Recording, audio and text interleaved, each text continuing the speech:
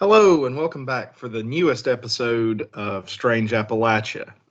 As we talked about before, we're going to have tonight's main emphasis be on some more of our personal stories. Last time we sort of highlighted some of my personal stuff, and tonight we are going to let Charlie tell some of his. But before we get to that, we have a guest joining us. Charlie's son, Arlie, is going to tell one of his stories before we get to the main event here tonight. Yeah, so I'm going to give some background on this really quick. Arlie was in preschool when this happened, and he was actually getting ready for preschool. He was dressed, and he had walked back into the hallway of our house, and that's kind of what sets this story up. So I'm going to go ahead and let him tell you exactly what he saw. So, Arlie, go ahead. So, as I was just sitting, as I was just sitting there, I was just sitting there just looking around because I was bored and waiting for Mommy to get out and dress so we could go. And I see this like black shoe, like from like a suit set, a black like shoe from like a part like that. And I also have another event that was exactly like it, except it was with the like, I guess you would call it the torso part. It just blinked into existence for like not even a millisecond, and it produced, and both of them produced a sound, and it went, and it was weird. I have no idea how that happened. If you guys can figure out what happened, please let me know.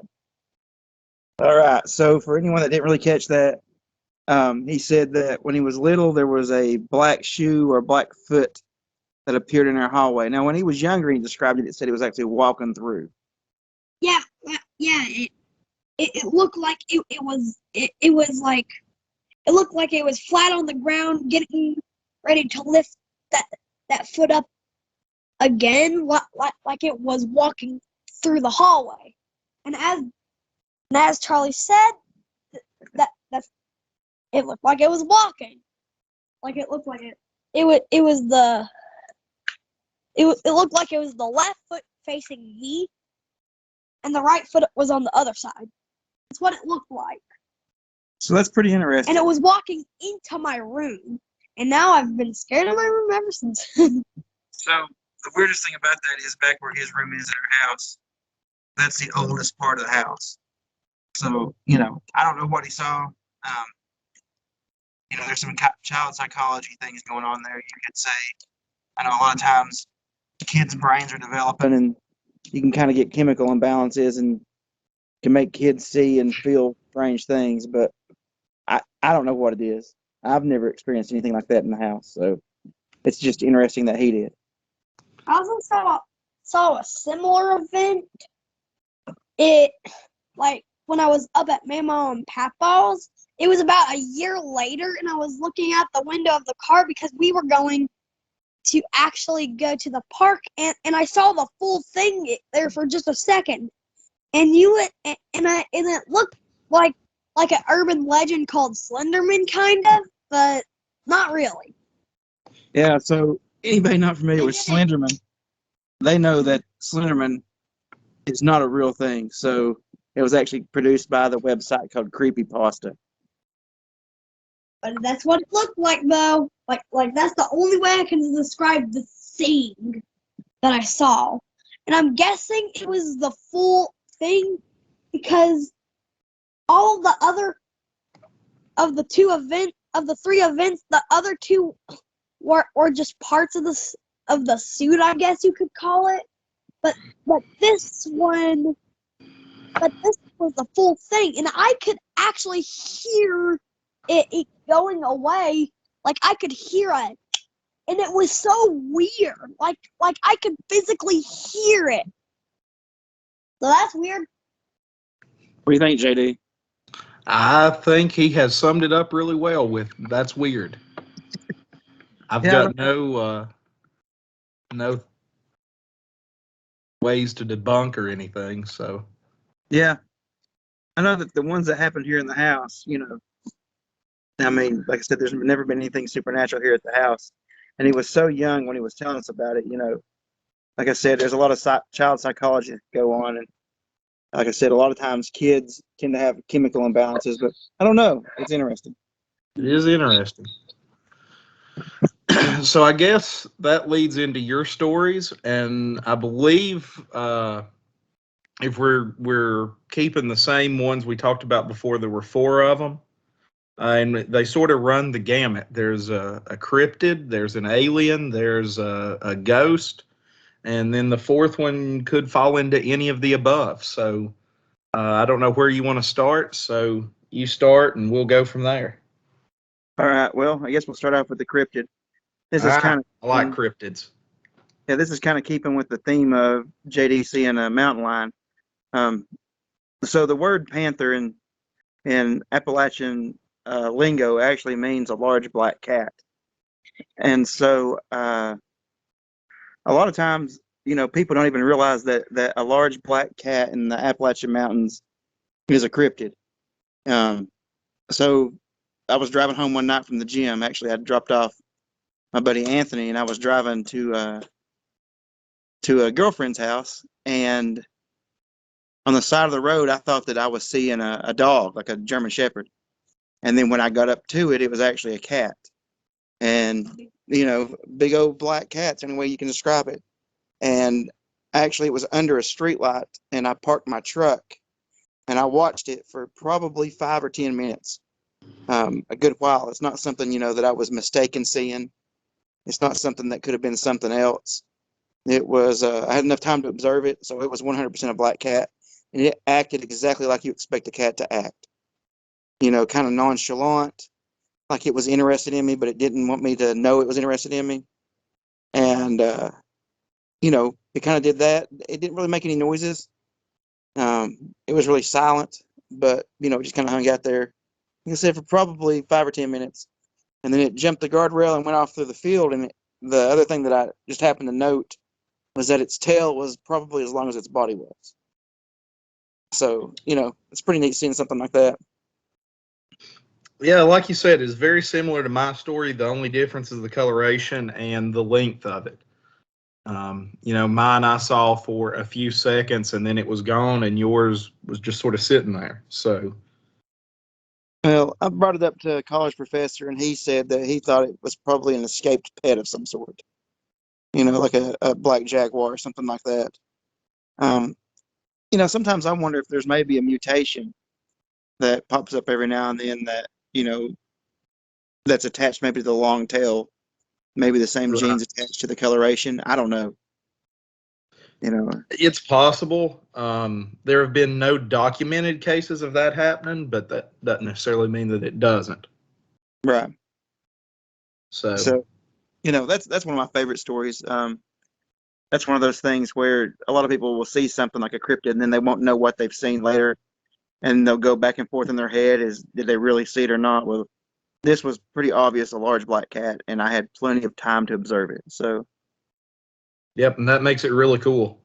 yep, you don't get that very often when you're out in the field, and I lucked into it. When you're Yeah. out doing like an expedition or some kind of investigation, you never really see anything. You always end up looking into things when you're not looking for them. Yeah, and we've made that point before, and it seems like all of our attempts that we've done of doing an in-person investigation have ran into that same thing. 90% of the time when you're looking for something, you're not going to find anything. But then when you're just, goofing off somewhere, that's when you get evidence and you're like, holy crap. Yeah, that's the way it usually works, and especially when you're not ready for it. Yeah. I know one of the questions that always comes up is, why didn't you take a picture of it? And that was before cell phones had cameras on them. You Just couldn't really take a picture of it. honestly, probably at the very beginning of cell phones in general. I mean, you're probably talking 2001. I don't even think I had a cell phone then, to be honest. Yeah. And I Um, certainly didn't. yeah, no. All right, so let's see. The next one we talked about was talking about the ghost. Right. what we call the ghost.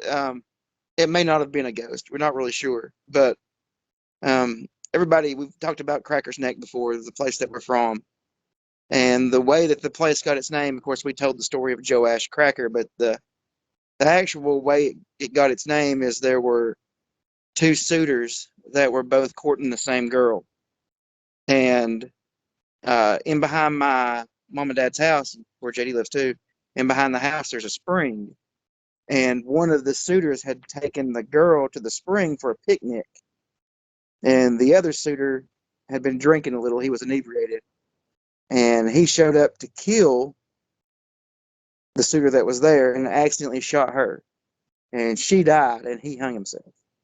And so that's where the name Cracker's Neck comes from, or one of the stories that's told. Um, and so it's where it happened. It's right behind mom and dad's house. Well, I used to, when I would get off of work, a lot of times at night, I would go home, grab my go bag, and go up in the woods and go camping. And sometimes I wouldn't get home till 11 or 12 at night. And one night when I was walking up the trail behind mom and dad's house to cross the creek, on the other side of the creek there was a woman wearing a long white dress. Um, and I remember thinking she was blonde. And I remember thinking how weird it was that she was on the other side of the creek. And of course, at the time, it was all grown up, and you could just barely see her, or not barely see her, but you could see her walking through the brush, and it's not a direct path to where she was, although she was walking up the old path.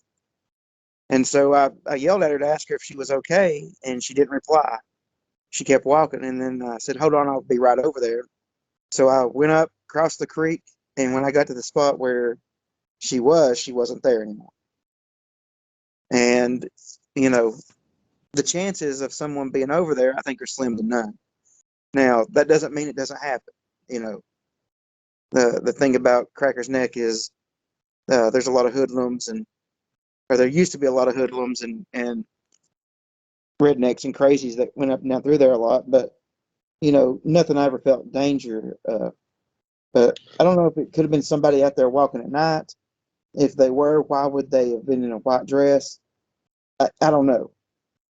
But Right. there was definitely a person on the other side of the creek that I couldn't find. And that also brings up another thought that, you watch a lot of these ghost hunter shows, or, that type of thing on television. And they always talk about, when they see a ghost, or, they talk about the aura, or it just feels heavy, or it feels creepy. And you didn't really get that from that interaction, because you obviously told them you'd be there to help them in just a second, and then went towards it. Yeah, I even went camping. They didn't even stop me from going camping that night. Right. I just chalked it up to, something weird and went on with it. It didn't look strange. She wasn't glowing. It just looked like a person. And there was a lot of moonlight. I'm not going to tell you it's a full moon because I don't remember. But there was a lot of moonlight. I didn't even have a flashlight out. So Yeah, and that's something that, other than the story about the lady that died in the same general area, that's not something that I've ever heard anybody else say, or anything I've experienced as any kind of, apparition, or even weird noises outside. So yeah, it's an interesting story. yeah, it only happened once. I mean, and I've never ran into any other, ladies in white walking through the forest before or since. I mean, So in the grand scheme of things, this whole area, I mean, as far as, right here where we live, there's not a whole lot of stories. There's, we talked about the before, the sound of our cat walking through the house after she died, and, the thing that I bumped into, and that's about it. yeah, An EVP of old people singing. yeah. Which who knows where that came from or why that came from anywhere, but I Yeah. mean that's the thing with any of these supernatural things or paranormal things or whatever. There's no rhyme or reason to it, and they're not testable at all. There's no way you're going to put a lab up and test for a lady wearing a white dress walking in the backyard. Right. Yeah. All right. So, So you want to move on to aliens? yeah, so we hit the big three on this one when it comes to paranormal encounters. And so um, this one right here that happened to me, probably the scariest one. I know I was scared to death when it happened. So there's a place up in Appalachia that we used to call Paradise Point. And it's basically on an old strip mine. And at the time, it was a working strip mine. And they've cut a road around the side of the mountain to reach a natural gas well. And where they cut the road, it's just clear. You can see way out into the valley. You can see across over where Big Cherry and High Knob are. You can actually see High Knob Tower from this point. And we used to go up there at night and stargaze. And I know a lot of people are like, go up there and drink or whatever, but there was never any drinking when I was up there. We legitimately were up there stargazing. And of course, it's where it was at was trespassing. If we got caught, we'd got in trouble. And so we had a story that we would say, we'd tell people we were up here looking for our coon dogs. And, a lot of times that would get you by, but that was the story we came up with to tell if we got caught up there. And so, Don't give our trade secrets away, man. yeah. So, we're driven up there by myself. I got off work. I drove up there. I thought, man, it'd be nice to just go up there and chill in the back of the truck and just kind of decompress because it'd been crazy at work. And my other buddies, they were both still at work. And so, it's just me. So I drove up there and we'd seen, UFOs or strange lights in the sky before up there. One of them so low to the ground, you actually could see the light coming off of it, reflecting off of the trees across the mountain, like a spotlight. But we didn't really ever think anything about it. And so we're sitting up there, or I'm sitting up there by myself, and, just kind of chilling out. And this black triangle comes across the top of the mountain. And it's running, parallel to me. So it's not heading my direction. And I mean, it's not small, it's a big thing. And it's blocking out stars in the sky as it's going by. And I thought, man, I hope that thing doesn't come over here. And no joke, as soon as I thought that, it started moving toward me. And I'm not saying that, it's aliens with telepathy, because I don't think that. I just think, just random chance. Well, as this thing gets closer and closer to me, it is huge. It is not a little thing. It's got 3 white lights on each corner, and then a large white light in the middle. And there's a red blinking light on it, and I don't know where to tell you the red blinking light was, because I couldn't pinpoint it. But, that's what it is. And it's blacker than the sky is. So, it really stands out. This thing moves over the top of my truck. So as it gets closer to me, I start kind of panicking, freaking out a little bit. So I thought, I'm not hanging out up here. So I jumped out of the bed of my truck, and jumped in the cab, tried to fire my truck up. Truck's dead. No electricity. The clock's not even on. So I grabbed my flashlight. Flashlight won't work. I grabbed my backup flashlight. That flashlight doesn't work. And so I had a small pin light in my cab mounted to my dashboard. That light didn't work. None of my lights worked. So I grabbed my cell phone, because I had a cell phone at this point in time, not a camera phone though. And I lay down and I roll under my truck, because this thing is right on top of me and it is monstrous. And I pull my phone out. My phone is dead. Everything electrical around me is dead. So basically, I just laid under my truck for 5 or 10 minutes, just thinking, what are you going to do? How are you going to get out of here? What is this thing? And I peeked my head back out, and it's gone. Not there anymore. So I jump out from under my truck. Now, my next concern is, how am I going to get off the top of this mountain with a dead truck and no flashlights? And it's trespassing. So my first thought is, I guess I'll wait till in the morning. I'll sleep in my truck. I'll wait till in the morning, and I'll flag down a coal truck as they're coming by and see if he'll get me right off the mountain and just take the consequences as they come. And while I'm sitting there pondering that, I look over and my pin light's on. And so I thought, I'll just fire this truck up and see what happens. And sure enough, truck fired right up. And of course, I left. I got out there as fast as I could. And I've not been back up there since. So, it's every UFO story you've ever heard. Right. Well, I think there's some interesting things to point out there. Number one, there's obviously some kind of electromagnetic field going on there, zapping your energy, Right. your power on your lights and stuff. But it's also worth pointing out, like you said, it's not necessarily that you're saying it's aliens. Yeah.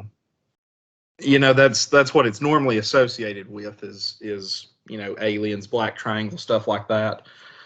But around that point in time, this area was being used a lot by military for different types of experiments and stuff like that. And from where Paradise Point is, I don't think I've ever actually been there. But from where I think it is, it's not very far to the giant radar array thing, is it? No, it's on the same mountain. It's on Black Mountain. Thought so. Yeah. So for those of you who don't know, there's a giant radar tower, I guess is the best way to describe it. I don't know what its actual purpose is, but it's huge. In fact, if you're driving from Norton to Big Stone, depending on where you're at, you can see it on the mountain in front of you, and it's the biggest thing that you can see. But it's part of the East, or used to be. I don't know if it's still active or not. Used to be part of the East Coast Defense System. And the military would fly planes through the valley to see how low they could get without it picking up their presence on that radar tower. So, I mean, could be part of those military drills. At one point in time, you would have asked me, I would have definitely told you it was aliens. But I was watching a documentary one time on fighter pilots, and actually it was the is it the F-18? Is that what they fly? Yeah, the F-18. I have no idea. Well, the F-18 I think is what it is, and so this jet can lock on to like 300 or 400 targets at a time, something obscene. And the way they would test this is they would fly that airplane over an interstate, and they would lock onto as many cars on the interstate with their missiles as they could, or with their lock-on system, not necessarily with their missiles. But they would lock onto as many cars as they could on an interstate. And I thought, if they're testing something out here, and it's pretty obvious that there's a dumb redneck stuck up on the side of a mountain, why not fly over there and test it on him? And then, the only thing he's going to say is aliens. Right. And when I saw, the documentary made me think I 100% believe it was military. I mean, it was a craft. It didn't have, it wasn't like you could see through it. It wasn't like there was anything otherworldly going on. It just looked like a giant triangle flying in the sky. And, it looked like it was moving slow to me, but who knows how high up it was. Right. And I mean, there are for sure definitely aircraft that our military uses that are triangular in shape, not necessarily that can make, the flight pattern that you saw. But that doesn't mean that it's not something else that's experimental that's using that same shape. So, who knows? Yeah, certainly not me. I just know that it happened. And like I said at the time, it terrified me. I wasn't scared of the panther. I wasn't scared of the ghost, but the UFO, scared the crap out of me. Right. And again, it's important to note that when you say UFO, UFO stands for unidentified flying object. It's not necessarily saying it's aliens. It's just something that was flying in the sky that we have no idea what it was. Right. And I mean, could it have been aliens? Yeah, I guess it could have been. But, they didn't wave at me. I didn't see any of them. I mean, the scientific side of me looking at it, if any of this junk is going to be real, it's probably aliens. Yeah. I So, mean, that's the most likely, I think. all right. And the last one, we're going to talk about, JD alluded to the fields, the 3 fields up above the house where we used to go camp. And actually, we still go up there anymore, but the fields really aren't there like they used to be. And so, which story was it we were going to tell? Was it the wood knocking or was it I guess we It could tell them was both. sort of just a collective, all of it, but the wood knocking was the one I teased. Yeah. So the first night we were up there, the first night we ever really got to go camping up there, we actually, we cracked some jokes about finding Bigfoot, and we actually found some Jack Link's beef jerky. And, we cracked jokes about, that's really going to lead us to Bigfoot. And then on the outer edge of the field, they had piled up, it's basically piled up dirt where they made the field. And we found a huge track. And, this track was, it had 5 toes and a heel, and we couldn't find any sign of a double step on it. So, I don't know what it is. I've never seen a track like that before since. And then we got JD, who's much taller than I am, to take a step from that track to see if we could find another one. And we found an impression in the ground, I don't know, about 2 feet away from his, maybe a foot away from his step. I don't know, it was a good distance away. Yeah, I'd And say it was about 1.5 2 foot, somewhere in there. yeah, so it was a good distance away. So, whatever had stepped off the top of this mound had a long step, had a long stride. And then later that night, of course, when we go camping, we don't bring a tent. We've just got a tarp strung up to keep the stuff from falling on us and any dew from falling on us. And if it does come a rain, it'll help for that. But we had a fire just outside the tarp, and the fire had died. And so an animal came into our camp, and I got JD to give me the flashlight, and I flashed the animal, and it ran off. Well, I decided to get up and get the fire going again to keep the animals out. And when I did, lay back down, from our left across the other side of the field, wood knocking. I mean, just 3 strong strikes. And JD stood up and goes, what is that? I said, man, that's wood knocking, dude. And he goes, what does that? And I said, great apes, chimpanzees, orangutans, and gorillas. He goes, no, what else? I said, people. He goes, well, there's nobody else up here. I said, I know. So we got real quiet. Sure enough, it happened again. So then we started trying to call back to it, but we never got an answer. It would knock, but it would knock in answer to us wood knocking. Right. And so the next day we got up, we hiked across the field. And one of the things that I always harp on these Bigfoot guys that get out and look for wood knocking, they never look for signs on trees of where something's hit the tree. And sure enough, there were signs on these trees of damage where something has hit it with a limb. And they were high up on the tree, higher up than I could reach. Mm-hmm. So, or reach comfortably. So, I'm not the biggest Bigfoot believer anymore, but that was definitely weird. Right.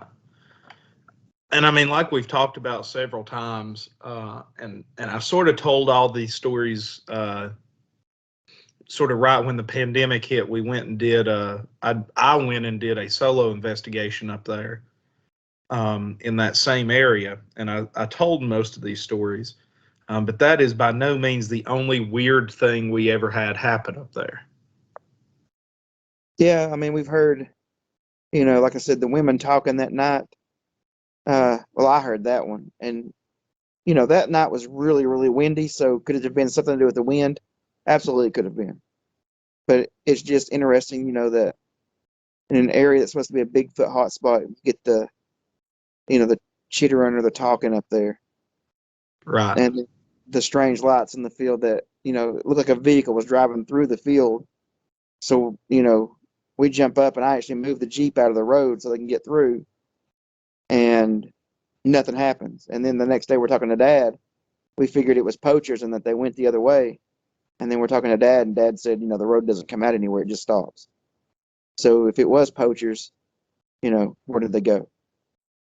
Yeah, and I mean, we even walked down pretty good ways down that road and couldn't find any tracks or evidence of recent movement there.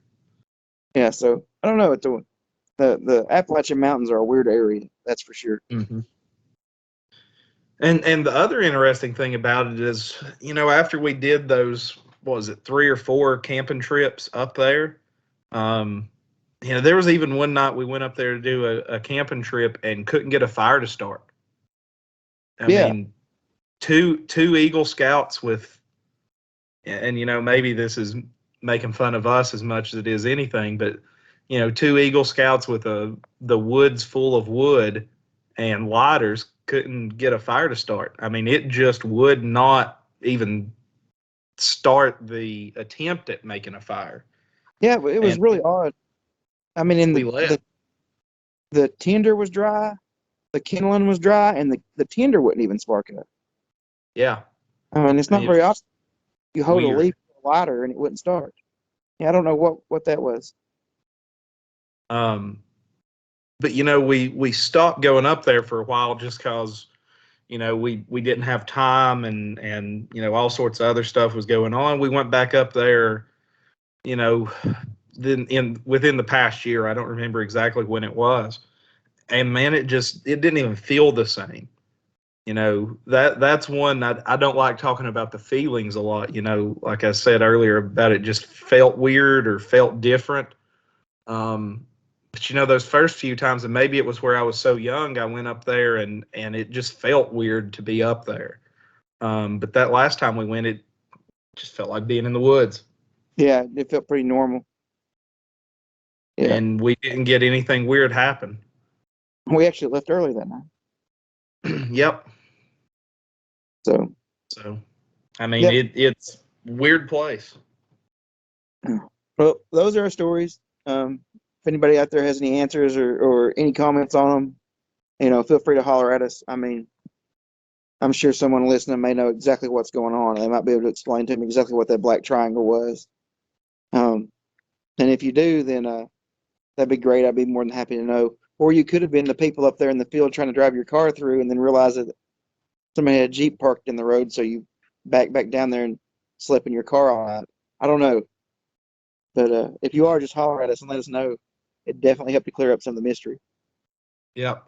And listen, as always, if you've got stories that you wouldn't mind sharing with us, or if you've got somewhere that we can come investigate and see what's going on, we would love to get involved in some of that stuff.